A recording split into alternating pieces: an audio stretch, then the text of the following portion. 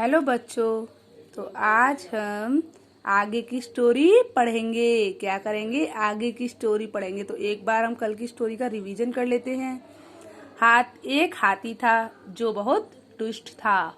वह जंगल में सभी जानवरों को सताता था। सभी जानवर उससे बहुत परेशान थे। एक दिन सभी जानवरों ने मिलकर सभा बुलाई। भालू बोला, हाथी सभी को परेशान करता है, अब तो उसे सबक सिखाना चाहिए। तभी उसमें से एक खरगोश बोला कि हाथी तो बहुत शक्तिशाली है, हम उसे कैसे सबक सिखा सकते हैं। तभी और भी बहुत सारे जानवर जो वहां बैठे थे, उन सब ने खरगोश की बात में हाँ मिलाई कि हाथी तो सच में बहुत शक्तिशाली है। तभी वहां शांत बैठी हुई एक मक्खी बोली कि आप सब परेशान ना हो, दुष्ट हाथी को सबक मैं सिखाऊंगी। चलो अब आगे की स्टोरी पढ़ना स्टार्ट करते हैं।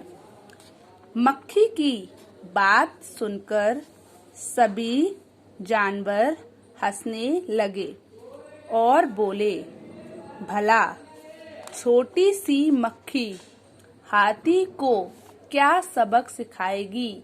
मतलब सभी जानवर वहां हंसने लगे और बोले कि छोटी सी मक्खी, मक्खी तो बहुत छोटी होती है ना, आप सबने देखी है ना, तो वो हाथी को कैसे सबक सिखाएगी। हम जब इतने बड़े बड़े जानवर नहीं सिखा सकते तो वो छोटी सी मक्खी कैसे सबक सिखा देगी।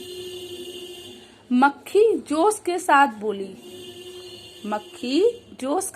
बोली, यदि मैंने हाथी को सबक नहीं सिखाया तो मैं यह जंगल छोड़कर चली जाऊंगी।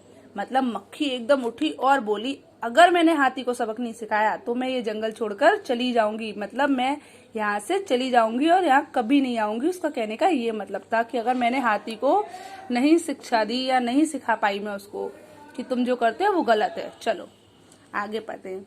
अगले दिन हाथी जब नदी के किनारे आराम कर रहा था, अगले दिन मतलब दूसरे दिन जब हाथी नदी के किनारे, मतलब नदी का जो तट होता है ना, वहां पे आराम कर रहा था, सो रहा था, तब मक्खी उसके कान के पास आई और भिन भिन करने लगी। तब मक्खी कहाँ पे आई? उसके कान के पास आई और जो मक्खी की आवाज होती भिन भिन, वो करने लगी। मक्खी को भगाने के लिए हाथी अपने कानों को जोर जोर से हिलाया। मक्खी को भगाने के लिए हाथी ने अपने कानों को जोर जोर से हिलाया। कान हिलाने पर मक्खी दूर उड़ गई। जब उसने बार बार कान हिलाए तो मक्खी दूर उड़ गई। पर कुछ समय बाद फिर भिन भिन करने लगी। वो फिर से भिन भिन करने लगी और उसके कान के पास आकर वहीं घूमने लगी।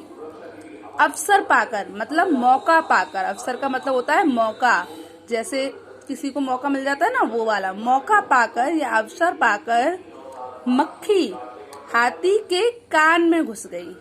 जैसे ही उसने मौका मिला वो हाथी के कान के अंदर चली गई और भिन भिन करने लगी। मक्खी की भिन भिन सुनकर हाथी परेशान हो गया। अब मक्खी बार बार भिन भिन कर रही थी तो हाथी दुखी हो गया। वह अपने कानों को जोर जोर से हिलाने लगा। और क्या करने लगा? अपने कानों को जोर जोर से हिलाने लगा। चलिए तो एक बार मैं फिर आपको इतनी स्टोरी समझा देती हूँ। तो क्या हुआ, मक्खी पर सब लोग हंसने लगे, सारे जानवर हंसने लगे कि भला ये छोटी सी मक्खी कैसे है ना उस हाथी को, इतने बड़े हाथी को सबक सिखा सकती है। तो पर मक्खी को अपने ऊपर पूरा भरोसा था। तो मक्खी बोली कि अगर मैंने उस हाथी को सबक नहीं सिखाया तो मैं जंगल छोड़कर चली जाऊंगी। मतलब मैं यहाँ से चली जाऊंगी। अगले दिन हाथी नदी के किनारे आराम कर रहा था। मतलब दूसरे दिन हाथी नदी के किनारे आराम कर रहा था, सो रहा था। तभी मक्खी उसके कान के आगे भिनभिनाने लगी। मक्खी को भगाने के लिए हाथी अपने कानों को जोर जोर से हिलाने लगा। कान हिलाने पर मक्खी दूर उड़ जाती। जब हम ऐसे करके कान हिला रहे थे, वो हाथी कान हिला रहा था, तो मक्खी उससे दूर हो जाती। कुछ समय बाद फिर आ जाती और फिर अपने भिन भिन करने लगती। तो ऐसा होता रहा।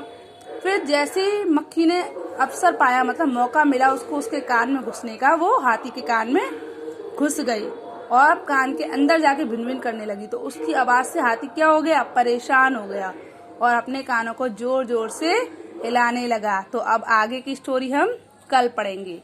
Thank you.